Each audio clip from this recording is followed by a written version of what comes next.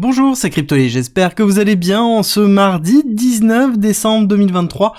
Aujourd'hui, on va parler de Cas, la crypto de Kaspa. Alors comme d'habitude, on va disséquer cette vidéo en deux parties. Une partie fondamentale, on va revenir sur ce qu'est Kaspa, son originalité, son actualité, et ensuite on va se diriger sur les graphiques pour se projeter court, moyen, long terme sur des prix d'achat, des prix de vente, et ça commence tout de suite.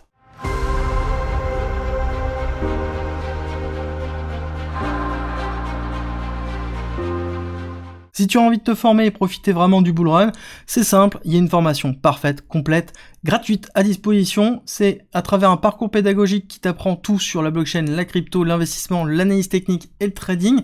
Tout ça gratuitement, en commentaire et en description. Tu as des exercices, des QCM, des modules, des vidéos, des guides, tout pour pouvoir t'accompagner dans ta progression. Kaspa est une blockchain de niveau 1 qui repose sur du Proof of Work. Alors là-dessus, on va parler de blockchain pour simplifier, mais en l'occurrence c'est un DAG, et pour aller un petit peu plus loin, c'est une notion de bloc DAG dans lequel on va avoir des blocs qui sont validés de façon parallèle et qui vont se rejoindre dans une seule et unique blockchain à terme. En fait, c'est une composition d'une multitude de blocs asynchrones et qui sont décalés les uns des autres, avec une finalité de 1 seconde. C'est un petit peu ce qu'on peut retrouver d'ailleurs dans cette conception de DAG, un petit peu chez Phantom aussi, avec cette notion d'ABFT, donc on retrouve, et qui est justement l'évolution pour moi de la notion de blockchain, dans lequel forcément quand on veut vraiment avoir de la scalabilité et avoir une finalité rapide, on est obligé de se diriger vers un consensus de DAG, donc qui est en même temps logique. À côté, Kaspa a été construit à la base pour être une base monétaire dans laquelle on va avoir une finalité de transaction qui est très rapide, une instantanéité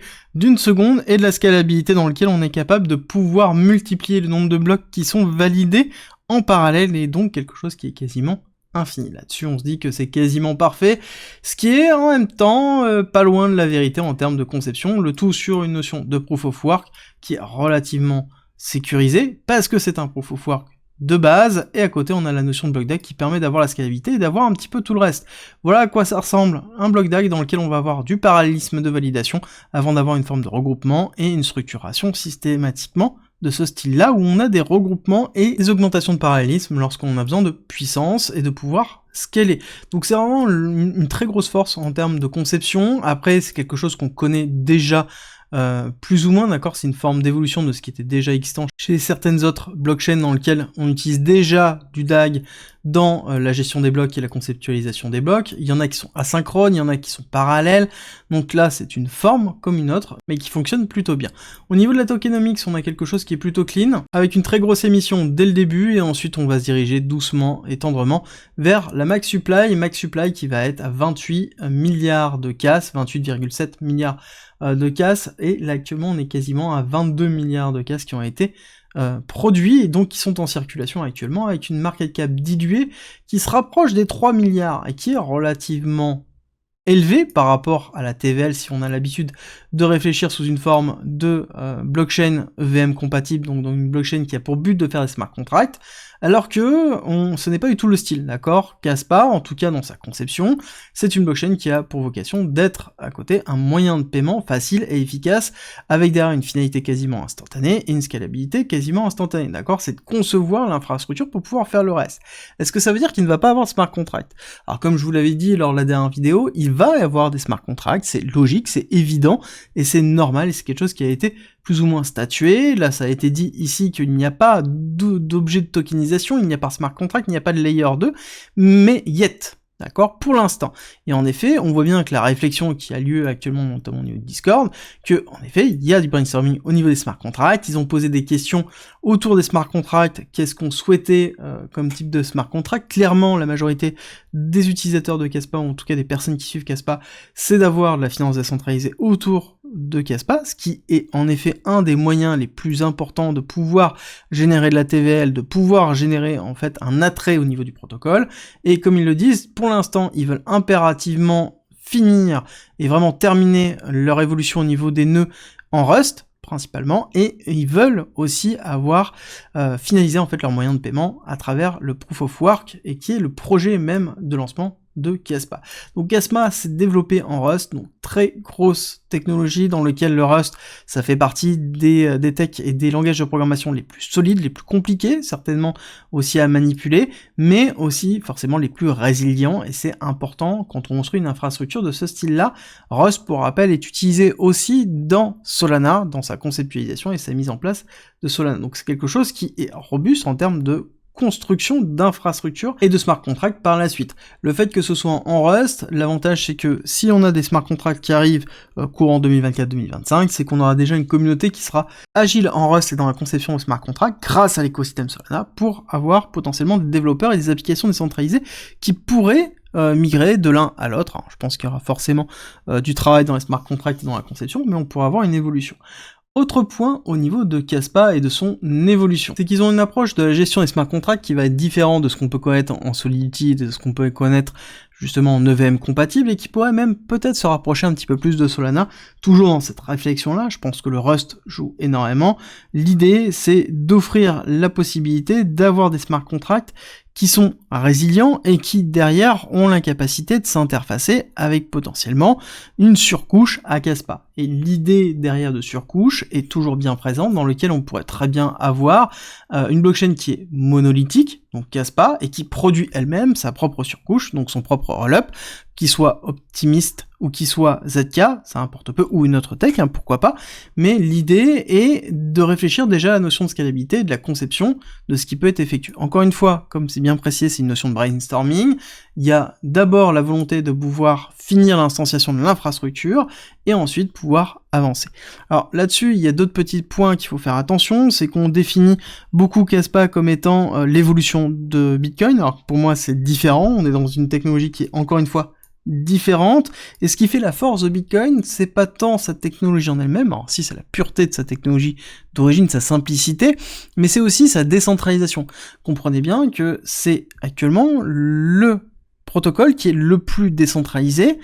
parce que il a de la résilience, parce qu'il y a énormément de nœuds validateurs, parce qu'il y a énormément d'acteurs qui sont présents dans le minage, et c'est ce qui fait sa résilience, c'est ce qui fait sa sécurité, c'est ça, d'accord? C'est pas tant la technologie en elle-même, bien que la technologie en elle-même, étant donné qu'elle est très simple, bah forcément, on diminue le terrain d'attaque, et on diminue sa capacité à pouvoir être hacké, et à pouvoir avoir des problématiques. Alors, c'est aussi deux choses, c'est plus on va dans de la complexité, plus on a des risques, et plus on a des risques, plus on va avoir de la fonctionnalité, mais donc, derrière, plus on peut avoir des attaques.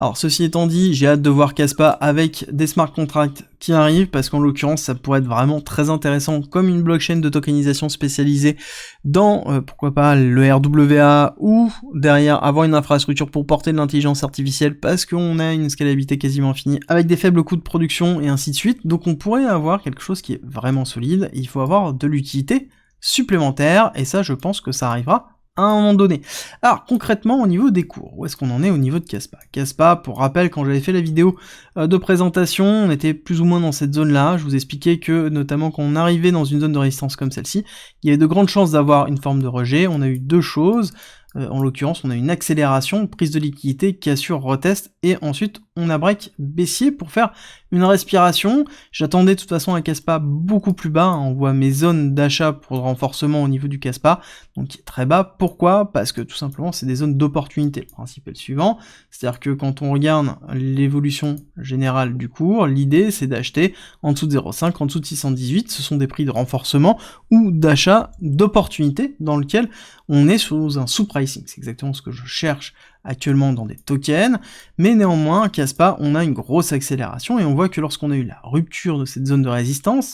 très importante, on s'est envolé parce qu'on est dans une découverte de prix, et quand on est dans une découverte de prix, on réaccélère très vite, très fort, notamment avec des grosses bougies, et ça fait partie des gros performeurs de l'année 2023. Il faut les retenir, les gros performeurs de l'année 2023 ont de grandes chances d'avoir des grosses performances aussi lors de la mise en place du prochain bull run, et donc ça peut être intéressant sur des gros retracements de rentrer ou de renforcer sa position. Il faut juste prendre en considération deux choses, c'est que on se retrouve dans une dynamique où des personnes ont déjà fait des gros multiples, quand on regarde des personnes qui ont fait quasiment du 99 000% si je regarde le plus bas, mais si je regarde des personnes qui sont rentrées potentiellement dans ces zones-là, on est déjà sur du 3000%, donc beaucoup de personnes ont commencé à prendre des profits, c'est ce que l'on voit là, ce qui est tout à fait normal. On a un début de distribution avec un BC ARST SO, on pourrait avoir un UT UTAD, on pourrait juste avoir un retest ici, donc quelque chose qui pourrait ressembler à cette partie-là, tac, remonter, retester, hop, refaire ça, remonter, retester, refaire ça, avant de soit faire une réaccumulation et repartir à la hausse, soit casser baissier, aller retester un petit peu plus bas, faire l'accumulation et repartir, d'accord? La phase de distribution et de réaccumulation peut être plus ou moins lourde en fonction du volume qui est délesté par ceux qui ont fait des multiples et des volumes de renforcement. Là on voit qu'on est allé retester ici un petit order block et on a comblé une grosse partie d'imbalance qui se trouvait là, donc on a une zone de retest qui est plutôt classique et on voit que ça a été ravalé. Est-ce qu'on va aller chercher forcément plus bas? J'ai envie de vous dire, ça va dépendre de l'ensemble du marché, bien que Kaspa arrive à être très résilient par rapport à BTC. Si on a en effet un sell the news sur les ETF BTC, il y a de grandes chances qu'on ait derrière des actifs qui respirent, et donc à ce moment-là, on aura des opportunités potentiellement avec de l'imbalance qui se trouve ici et de l'imbalance qui se trouve là. Ce sont des opportunités qu'il faudra, en effet, ne pas louper, d'accord? Il faut comprendre que là, on a eu notre break, on a notre validation ici d'un acteur fort, on commence à avoir des informations sur, et la validation des informations sur la mise en place de smart contract, donc ça veut dire de la programmabilité sur une blockchain qui va être instanciée très forte, donc on pourrait avoir des grosses opportunités de rachat. Et encore une fois, c'est pas parce que on n'est pas rentré dans des zones comme celle-ci, dans lequel ici le risk reward n'était pas intéressant, d'accord, on pouvait rentrer sur le breakout comme je vous l'ai dit, et comme je le dis régulièrement quand on fait une rupture ici, ça peut être intéressant de rentrer dans le cas de la rupture, mais lors du retest de la résistance, on ne rentre pas. On a un risque très fort quand on est sur la résistance, d'avoir une cassure baissière, parce que on est sur une résistance, donc il faut d'abord casser la résistance, retester, chose qu'on a effectuée ici lors de la rupture sur une petite time frame, parce que là je suis en 3 jours, mais sur une petite time frame, on a fait le petit retest, et là il y avait une entrée pour accompagner le mouvement de prix de découverte, dans lequel on a fait, déjà juste sur ce mouvement-là, si on regarde, tac, on a fait du 190%, d'accord, mouvement très fort, et c'est normal qu'on ait des mouvements paraboliques comme ça, d'avoir des respirations, mais ça ne veut pas dire qu'on va retourner très bas, d'accord, ça veut simplement dire qu'on est dans une phase de respiration, on peut très bien s'instancier dans cette partie-là, faire un petit retest encore, pourquoi pas, avant de repartir, d'accord, ça dépend du marché global, où généralement quand c'est comme ça on a une prise de profit, on va avoir une zone de rachat, et ensuite on pourrait partir.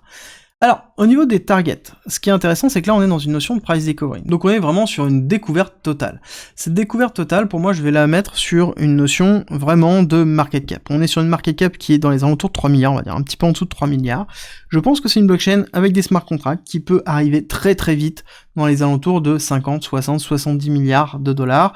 sur la mise en place d'un écosystème de finances décentralisées ou de tokenisation, d'accord? Je pense que c'est l'évolution suivante de Kaspa, et si on arrive vraiment à valider ça et à se mettre en place en plein bull run, quelque chose comme ça, on peut arriver à un niveau très élevé de market cap qui peut dépasser précédemment le Solana qu'on a pu connaître, ou même, lors du précédent bull run, voire même aller chercher des targets beaucoup plus hautes, et donc rentrer dans le top 10, dans le top 5. Actuellement, pour moi, il y a les éléments nécessaires pour pouvoir le faire, ça m'a été validé courant de ce cycle, dans lequel il y a un certain nombre d'informations que j'ai pu valider au niveau des différentes évolutions. J'ai de la perspective sur de l'arrivée de l'utilitaire, dans lequel j'ai une infrastructure qui est solide, j'ai des devs qui ont montré qu'ils sont capables de pouvoir deliver des éléments de construction qui sont vraiment solides. Donc pour moi, oui, on peut viser des targets assez hautes, et ce qui représente, il suffit de multiplier tout simplement la market cap actuelle